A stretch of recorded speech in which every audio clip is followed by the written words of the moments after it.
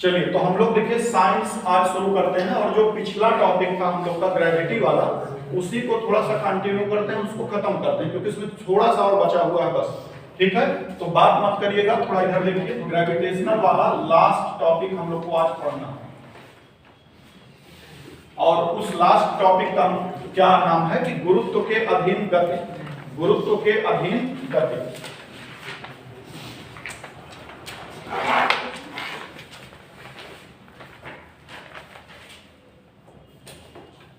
देखिए, गुरुत्व के अधीन गति का मतलब होता है कि मोशन अंडर ग्रेविटी, इसको बोलते हैं मोशन अंडर ग्रेविटी।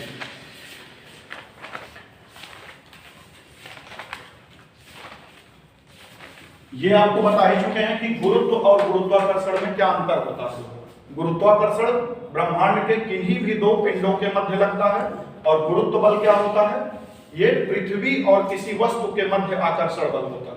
ठीक है, पृथ्वी और किसी पिंड के मध्य लगने वाले आकर्षण बल को क्या बोलते हैं, गुरुत्व बल बोलते हैं। और ग्रेविटेशनल क्या होता है, जैसे सूर्य और चंद्रमा के बीच लगने वाला बल, बुध और शुक्र के बीच लगने वाला बल, यानी ब्रह्मांड के किन्हीं भी दो पिंडों के मध्य लगने वाले आकर्षण बल को गुरुत्वाकर्षण बल बोलते हैं। और गुरुत्व बल क्या होता है, पृथ्वी और किसी वस्तु के मध्य लगने वाले आकर्षण बल को गुरुत्व बल बोलते हैं। तो देखिए, इसमें गुरुत्व के अधीन गति है, तो क्वेश्चन यहीं से आता है एग्जाम में।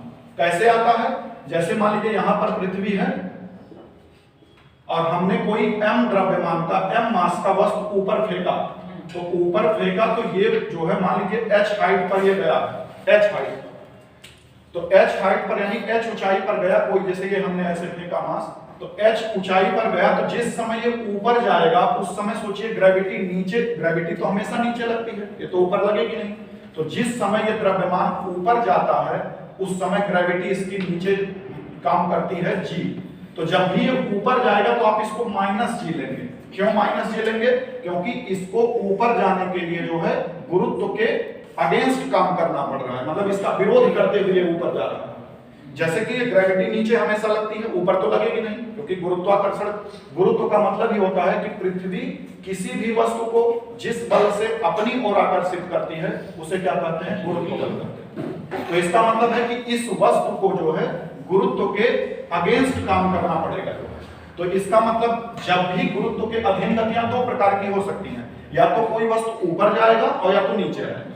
तो जब भी कोई वस्तु ऊपर जाएगा तो आप याद रखेंगे कि जब भी ऊपर जाएगा तो आपको -g का साइन लेना है, -g का साइन लेना है। और जब भी कोई वस्तु पृथ्वी की तरफ गिरना स्टार्ट करेगा तब आपको +g का साइन लेना है। जैसे देखिए, ये वस्तु हम ऊपर ऐसे फेंकेंगे तो -g वहां तक गया, यहां तक आया, फिर +g आया। समझ में आ गया? तो -g कब लेना है, जब ऊपर जाएगा। क्यों?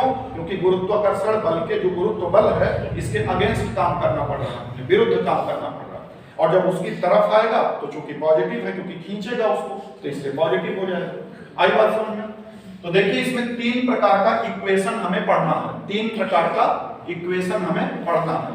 कौन कौन सा है, जो कि आप गति में पहले से पढ़ चुके हैं। देखिए ये वाला, v बराबर u + at, s बराबर ut + ½ at स्क्वायर, और v स्क्वायर बराबर u स्क्वायर + 2as। यहां से देखिए न्यूमेरिकल 100% एग्जाम में मिलेगा आपको रेलवे में, यहां से क्वेश्चन हमेशा आता है परीक्षा में। ठीक है, v = u + at, s बराबर ut + ½ at स्क्वायर, और v square = u square + 2as। यहां पर कुछ टर्म यूज हुए हैं, एक बार हम उनको बता देते हैं कि है क्या क्या चीज। देखेंगे, ये जो v है, u है, इसको बोलते हैं initial velocity, u initial velocity.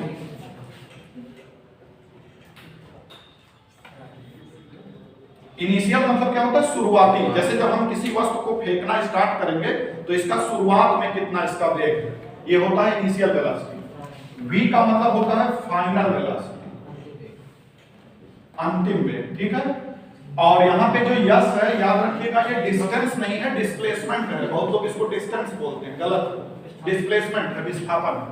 यानी यस क्या है, डिस्प्लेसमेंट। समझ में आई बात? और क्या बचा, टी यहाँ पर क्या है, टाइम है, मतलब किस टाइम में ये दूरी तय हो रही है, डिस्टेंस। और यहाँ पर क्या है आपका, एक और बचा है ए। यहाँ पर ए क्या होता है, एक्सीलरेशन यानी त्वरण।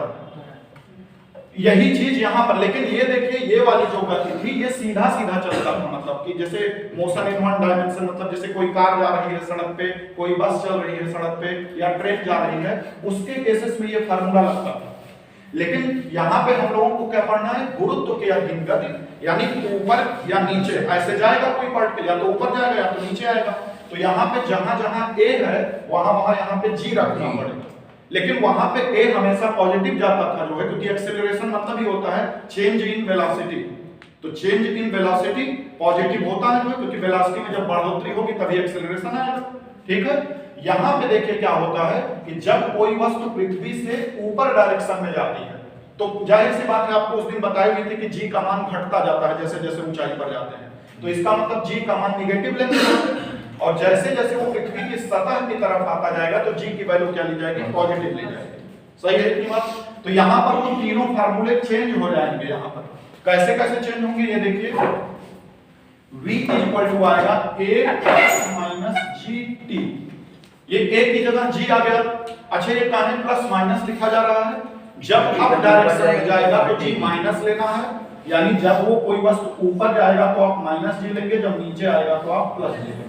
आ रहा है बात समझ में, जहां जहां a है वहां वहां g रखना है, और g आपको पहले ही बता चुके हैं क्या है, एक्सीलरेशन ड्यू टू ग्रेविटी, यानी गुरुत्व के अधीन जो ये आपका त्वरण होगा उसको g बोला जाता है। और वहां पर a क्या था, सिंपल एक्सीलरेशन था, यानी change in velocity in any time interval is called acceleration. और यहाँ पे g क्या है, ये पृथ्वी के जो है ऊपर नीचे जो होगा उसका त्वरण कितना होगा, यानी उसका वेग कितना चेंज होगा। दूसरा फार्मूला देखिए यहाँ पर कैसे चेंज होगा, s is equal to u t. अब देखिए a की जगह आपको प्लस माइनस जी रखना है ना, तो मैथ के अनुसार वो आगे आ जाएगा यहाँ पे तो क्या हो जाएगा, यहाँ पे plus minus half G T square. ये जी यहाँ पर प्लस माइनस कब लिया जाएगा, जब ऊपर जाएगा तो निगेटिव और नीचे आएगा तो पॉजिटिव। समझ में आ गया बात। और यहाँ तीसरा फार्मूला देखिए, v square equal to u square plus 2gx। ये तीन फार्मूले आपके एग्जाम में यूज होते हैं।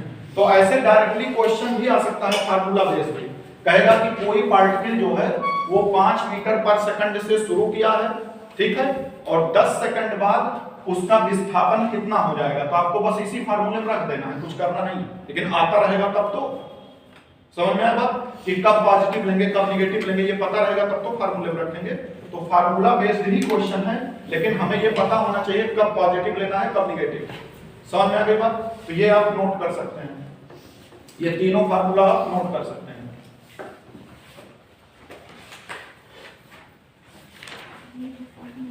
और हम इस पे अभी एक आध क्वेश्चन भी आपको दे रहे हैं, तो कैसे क्वेश्चन पूछा जा सकता है एग्जाम में। देखिए बहुत बड़ा न्यूमेरिकल नहीं आएगा एग्जाम में, छोटा ही आएगा, लेकिन कॉन्सेप्ट आपका क्लियर होना चाहिए। जल्दी से आप ये तीनों फार्मूला नोट करें और ये वाला साइन बना लें कि कोई चीज जब ऊपर जाएगा कोई पार्टिकल तो निगेटिव लेंगे और जब नीचे आएगा तो पॉजिटिव लेंगे, बस।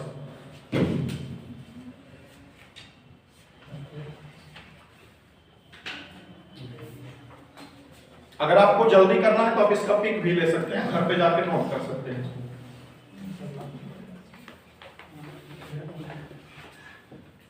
बात मत करो।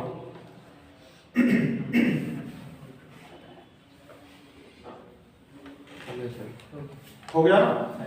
अब देखिए इस पे क्वेश्चन करिए सब लोग।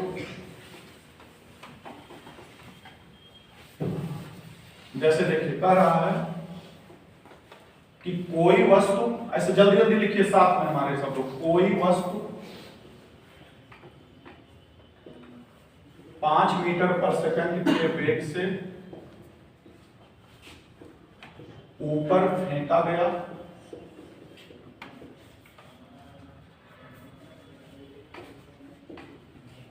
तो वह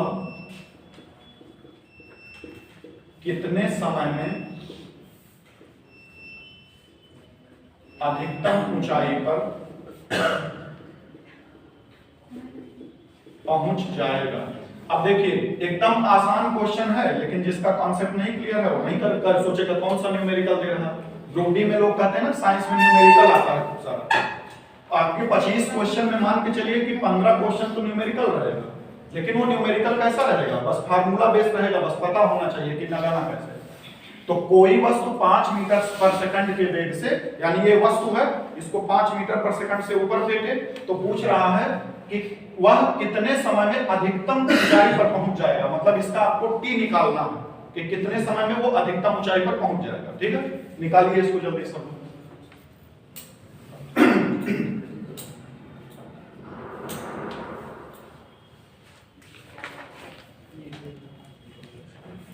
और एक बात और जान लीजिए, जैसे हम यहाँ बहुत सारा क्वेश्चन लगवा देंगे आपको, लेकिन आपको अपना दिमाग भी लगाना है, क्योंकि कोई जरूरी नहीं है परीक्षा में कि जो न्यूमेरिकल लगवाए हैं वही आ जाएगा। आपको उससे मिलता जुलता कुछ भी आएगा तो आपको कॉन्सेप्ट क्लियर करना है यहाँ पे। ठीक है, कहा जाता है ना, कोई चलता पद चिन्हों पर कोई पद चिन्ह बनाता है वही सूरमा इस जग में जो खुद की राह बनाता है। तो आपको क्या करना है कि न्यूमेरिकल करिए, लेकिन अपना भी दिमाग लगाइए, नहीं देख देख कर। 50 सेकंड 0.5 सेकंड। चलिए हम करते हैं, आप देख लीजिएगा कॉन्सेप्ट कैसे हुआ है।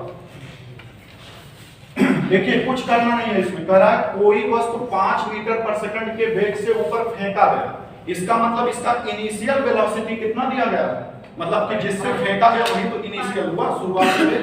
तो इसका इनिशियल वेलोसिटी मतलब u जो है वो दिया गया है 5 मीटर पर सेकंड। अच्छा एक बात बताइए, वही कॉन्सेप्ट है। देखिए अधिकतम ऊंचाई पर जब कोई चीज पहुंच जाएगा, ध्यान से देखिएगा इसको, जब ये अपने अधिकतम ऊंचाई पर पहुंचेगा तो क्या यहाँ पर जाके इसका वेग शून्य होगा? भाई कोई चीज जब अधिकतम ऊंचाई पर जाएगा तो उसका वेग शून्य होगा ना। तो यही आपको यहाँ पे देखिए दिया नहीं गया था, लेकिन दिमाग लगाना है कि थोड़ी ना दिया गया है कि वहां जाके v 0 हो जाएगा। क्यों बताएगा? अपने आप आपको ये चीज जानना पड़ेगा कि कोई चीज जब अपने अधिकतम ऊंचाई पर जाएगा तो वेग शून्य होगा, तभी तो वापस लौटेगा। तो इसका मतलब अधिकतम ऊंचाई पर यानी मैक्सिमम हाइट पर जाके इसकी v की वैल्यू कितनी हो जाएगी? 0। और आपको t का मान यहाँ पे क्या करना है? निकालना है। अच्छा एक बात बताइए, क्या इस फार्मूले में रख दें तो ये काम बन जाएगा? हाँ। कैसे बन जाएगा? v हमें पता है 0, u पता है 5 मीटर पर सेकंड, g की वैल्यू। अच्छा ये बताइए, जब ऊपर फेंका गया है ऊपर, तो ऊपर कोई चीज फेंका जाता है तो g की वैल्यू कितनी ली जाएगी? 9.8 ली जाएगी। लेकिन जब न्यूमेरिकल सॉल्व करते हैं तो इसको 10 के बराबर ले लेते हैं आसानी करने के लिए। तो इसको आप 9.8 मीटर पर सेकंड होता है स्क्वायर, लेकिन इसको अप्रॉक्सीमेटली आप 10 मीटर पर सेकंड स्क्वायर ले सकते हैं। तो एक बात बताइए, अभी बताए हैं कि जब भी कोई वस्तु ऊपर जाती है तो g की वैल्यू पॉजिटिव ली जाती है कि नेगेटिव ली जाती है? नेगेटिव ली जाती है ना। तो यहाँ पर जो g की वैल्यू होगी वो होगी -10 मीटर पर सेकंड स्क्वायर। देखिए यहाँ पे दिया एक चीज गया है, लेकिन आपको दो चीज अपने मन से जानना पड़ा। यही कहते हैं कि अपना दिमाग आपको लगाना पड़ेगा कि एक चीज दिया है, दो चीज आपको अपने आप से जानना पड़ेगा। अब इस फार्मूले में ले जाकर रख दीजिए चुपचाप, कुछ करना नहीं है। v = u - gt। काहे माइनस लिए? वही ऊपर जा रहा है। ठीक है, तो यहां पर रखिए v की वैल्यू 0, u का वैल्यू रखिए 5, g का वैल्यू रखिए 10 और t की वैल्यू आपको नहीं पता है कि हमें कितना है, ये नहीं निकालना है। अब एक बात बताइए, ये माइनस को इधर ले आ दे, कोई दिक्कत किसी को? मैथ में जैसे होता है, तो अगर हम इसको लिख सकते हैं 5 = 10 × t, कोई दिक्कत? यहां से इसको अगर हम इधर ले आए तो क्या 0.5 सेकंड हो जाएगा t बराबर?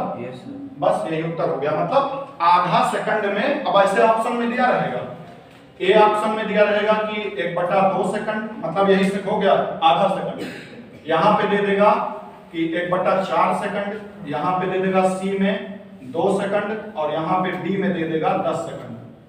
बस ऐसे दे देगा ऑप्शन। तो इसका आंसर क्या हो जाएगा? 1/2 सेकंड, मतलब आधा सेकंड इसका उत्तर आया।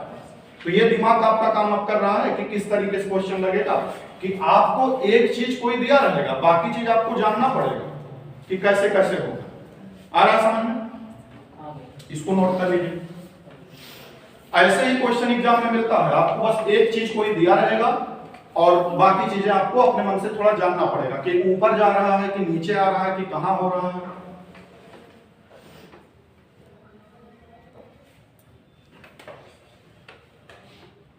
मिटा दे।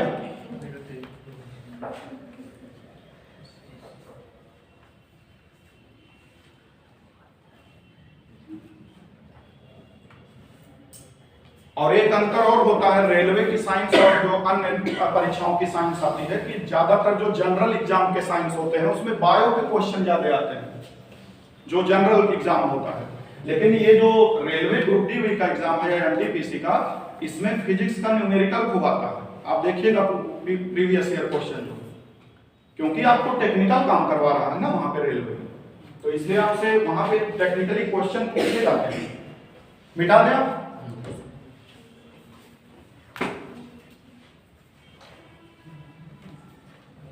अब देखिए इसी से रिलेटेड एक चीज हम लोग और करते हैं जो कि हमेशा परीक्षा में पूछा जाता है।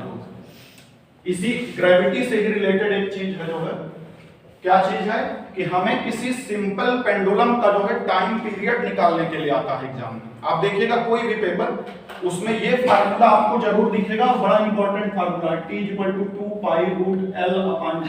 देखें फार्मूला, इससे क्वेश्चन हमेशा एग्जाम में आता है। आप देखेंगे प्रीवियस ईयर क्वेश्चन, अभी देखिए नहीं बता रहे हैं कैसे होता है ये।